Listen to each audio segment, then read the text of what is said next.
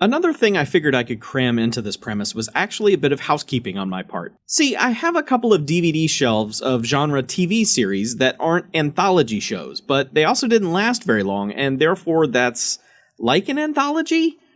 Do you buy that? Shut up, whatever, this is my show. The first set on the shelf that grabbed my attention was 1999's Harsh Realm. I knew nothing about this series except that it's yet another effort from Chris Carter of the X-Files fame. I wasn't paying much attention to TV around this time, but I believe that this one only ran for 3 episodes before being yoinked right off the Fox schedule entirely thanks to dismal ratings. Hell, the final episode almost lost to shows on UPN and the WB for God's sake. 9 episodes were produced, however, and the remaining 6 were then burned off the following spring on FX, and then all 9 came out on DVD. Sometimes a great show just can't find an audience and a network pulls the plug too soon. That's not the case with Harsh Realm. It's a bad show. Scott Bairstow of Party of Five plays a member of the Troops who is asked by his superiors to participate in a super secret mission that goes a little something like this. The government has created a copy of our world completely within the realm of virtual reality called Harsh Realm for training purposes. The VR world's record holder is Omar Santiago, played by Terry O'Quinn of Alias fame, with zero hint of ethnicity worthy of the name Omar Santiago,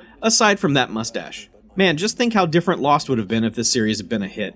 Anyway, he's gone rogue in this world, becoming its de facto dictator, and the military is sending people in to stop him, because reasons. Lieutenant Hobbs meets up with another soldier in the game, Mike Pinocchio, played by D.B. Sweeney. They reluctantly partner up, and soon Hanukkah and Potatoes are getting into one misadventure after another in this shitty virtual world that doesn't matter in the slightest. Chris Carter, fresh off of the end of Millennium, brings in some friends for the pilot episode, including Lance Henriksen and the voice of Gillian Anderson, but other than that, it's one of the least interesting pilots for a sci-fi series that I can recall. Hobbs was basically tricked into being in Harsh Realm forever, or something, and he's the chosen one to save it, except that he's really bad at it, and again, who cares about saving a fake world? I think at some point they say that Santiago is using it as a training ground so that he can emerge and then take over the actual world, but yeah, that's gonna happen.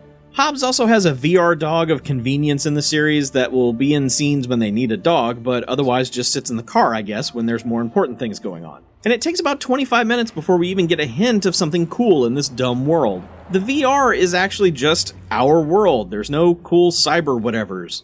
Hell, it's not until episode 3 where we finally get some dumb VR bullshit with this digital cockfight stuff.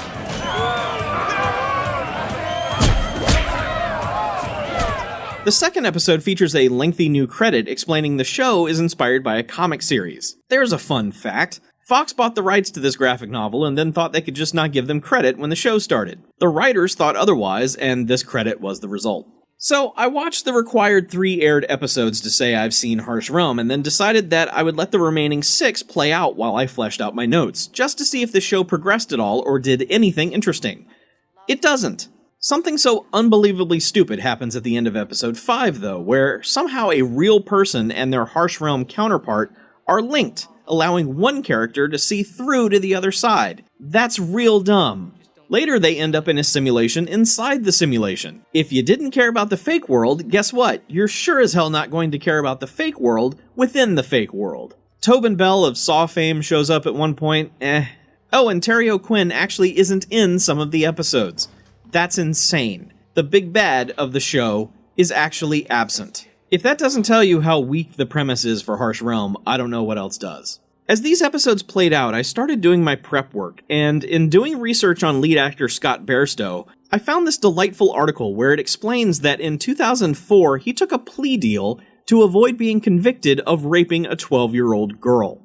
A disgustingly criminal act that was happening during the production of this series. Jesus fucking Christ, these monsters are fucking everywhere. That's the bullet in the head for me with this show. It's lousy to begin with, and it essentially stars a child rapist.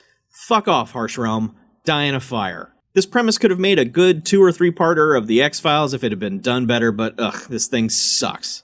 Don't change that channel, though, because coming up next, we're gonna take that thumbs down and stick it out sideways to see if we can catch a ride. Stay tuned.